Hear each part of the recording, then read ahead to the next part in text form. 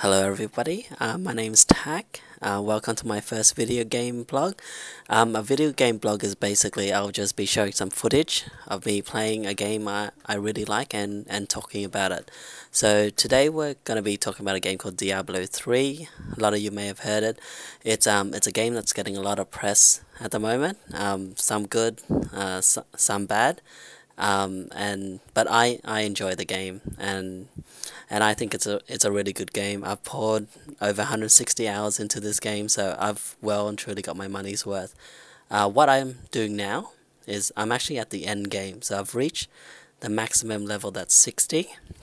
So what happens at 60 is that there's one last difficulty level of the game called Inferno, and it's really hard. You just literally need lots and lots of really good gear, and this is the whole point of the game. You're killing monsters to find gear.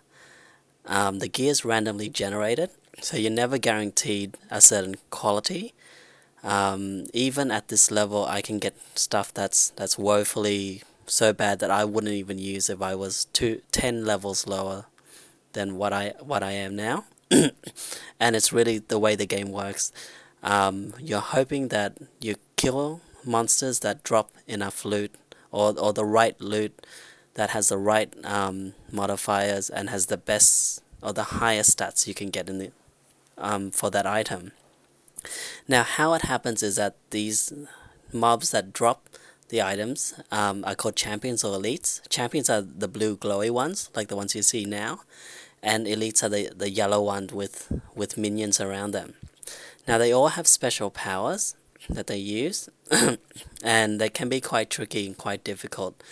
The worst powers for me, I'm playing a barbarian, which is a hand-to-hand combat character, is stuff that they throw on the ground, just like that fire, that molten fire that they have there.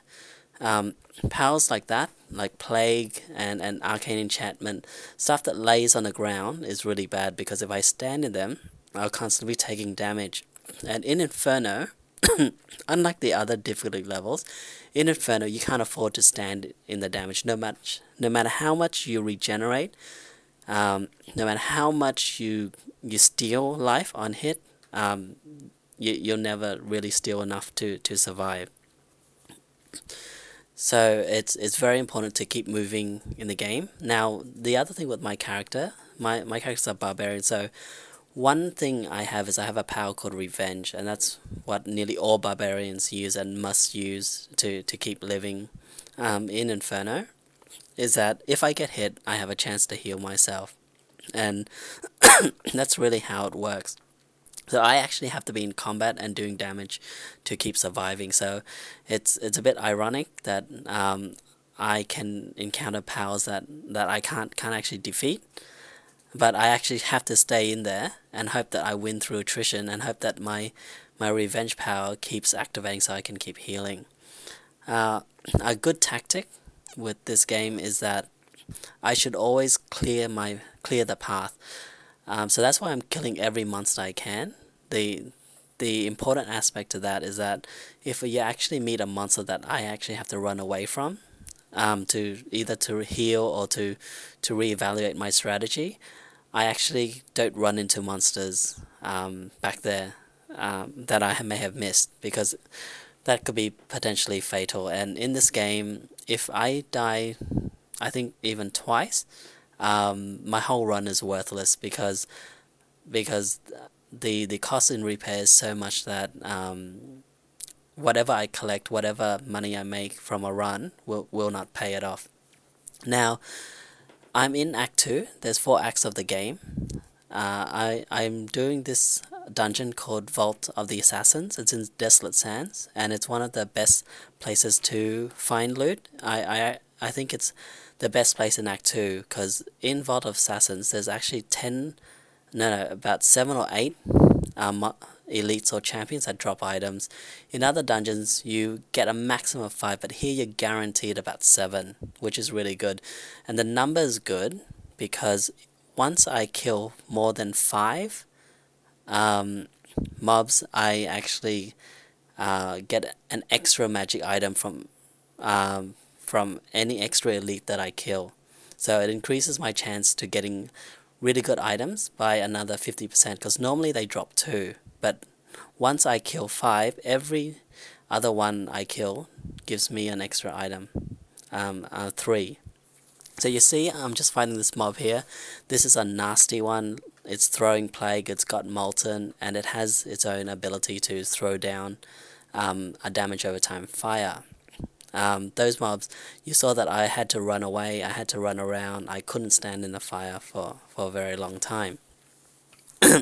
They, for the barbarians, probably the hardest ones. Not so hard for maybe the archer character, like the demon hunters or the wizards that can actually shoot far away. But those are the ones that cause me the most headaches. Now, you see here, I'm actually killing an elite mob, so that's the first time we've seen an elite mob. I've been just killing champions. Elites are a bit different because they're yellow, and they only have they themselves only have the most powers. They're surrounded by minions, and the tactic in killing an elite is to kill the minions first before you kill the major one. And the reason behind that is the minions are easier to kill, and it's good to get rid of them because they do a lot of damage, and they have powers that can actually hurt you faster. There's no point trying to kill the elite because they'll take a lot longer to kill, and in that case you're just taking unnecessary damage. So my tactic with them is really just to charge in, kill all the minions, and take the elite last, just like what I did then. You also notice I have a NPC character following me. She's called the Enchantress. That's not actually a real player. It's actually just a computerized character to help me go through the game. So there's actually 3 characters in the game. There's I think a Scoundrel and the Templar. So they're made for different types of characters. For example, the Templar acts very much like my barbarian, fights hand to hand, and is good for ranged characters so that he delays them reaching the ranged characters so they can shoot them down. I use the Enchantress because obviously I don't need the tank character like that. I use excuse me, I also use the Enchantress because she's one of the best characters to use in single player as well, because she has the ability to actually turn other characters into chickens. So that's actually really useful, because once they become a chicken, they can't hurt you, and you can do a lot of damage. So it saves me getting hurt, but at the same time allows me to DPS them down. Also, the other reason why I myself use Enchantress because I've only found really good items for my Enchantress. My Scoundrel and Templar actually get nothing. My Templar gets nothing because what he needs is what I need. He needs a sword and a shield, whereas I need that. So I get all the best stuff, and I give nothing to my Templar. But my Enchantress uses magical staves and things like that I don't use. So that's another reason, and that could also decide how you actually, or which NPC you pick to help you in the game. I know some people don't use NPCs. I I wouldn't know why you wouldn't. You don't get more loot just because you don't use an NPC. They don't steal your XP, and they really help you. In this game, you see that my Enchantress has turned a lot of characters into chickens, and that's really helped me a lot. Now, I say that the elites actually drop the magic items, but I still kill all the normal mobs as well. The reason why I kill the normal mobs is because they also have a chance to drop some plans or jewel crafting plans or item plans that can be useful as well. And because I have such a high magic find, it increases the chance of that happening. So I continue to kill mobs. I know that some people don't. They just run through the whole game and only find the elites.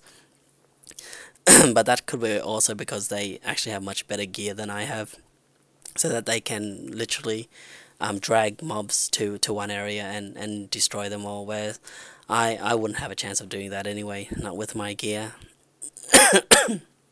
Excuse me again. Now you see those towers there? They actually spawn mobs, so they are usually the first things I kill, because if you don't destroy them, more and more mobs will start appearing. You see that these mobs I'm fighting have orange orbs. They're actually the worst mobs. I really hate those, not orange, sorry, green orbs, because they actually do, what they do is they stop me damaging them, and if I stop damaging, I can't heal. And this one's not so bad because they don't have any plague or any desecrator that keeps damaging me. So they're not so bad, but if they did, it would be very annoying, because if I'm getting hurt, I need to be hitting and killing mobs, and if I'm not hitting because of shielding, then I literally just die and lose my life. So actually this run here has actually been quite good.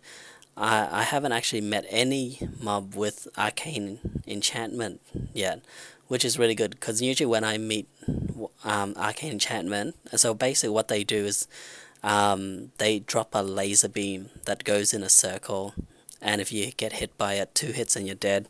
And when you're fighting these mobs, each one of them can drop a laser beam, so literally I can be hit with 4 laser beams, and if I get just hit twice, I just die completely. So this is actually fortunate, and this is one of the joys with playing Diablo. Everything is random. This whole dungeon's random. If I come back to it, it'll be totally different. The monsters I fight will have different and random skills, so it uses different skill sets. It's never the same skill set that you use. And it also makes you think a lot about what build you want, because you need a build to be able to take on all sorts of types. So this build, though it's good for most things, I do damage and I heal by doing damage, but there are some weaknesses. Shielding and AoE really hurts me a lot, but I generally get over that by trying to just run away. So as I'm doing here, as they keep planting these green plagues that keep hurting me if I stand, I just have to try and slowly move backwards away from it. And it's really my only solution out of this, because with my skills I don't have any more space to have any other abilities to help me get out of situations like that. All my skills is based on healing, but it seems to have done me quite well. I don't seem to have any problem. I was just checking my items again. Looks like I'm virtually full, and it's also good because it looks like I'm nearly finished this dungeon as well. And it'll be very exciting because once I finish, I get to identify. You see that when I open the window, some of the items had the yellow items had a question mark. That means that I need to identify. Now, I don't know why they do that. It doesn't cost anything. I don't need to talk to anyone. I actually identify all items myself. Excuse me, but what I've been told is that they didn't want you to instantly equip items. So I click on a portal, I check the map, make sure I've been everywhere, and I'm back to my town. So here's the chance where I get to check to see if I got anything really decent.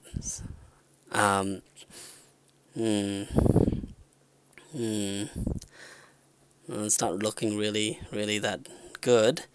As you see, it'll show what I'm wearing next to it, and as you see, what I'm wearing is far superior than anything I find.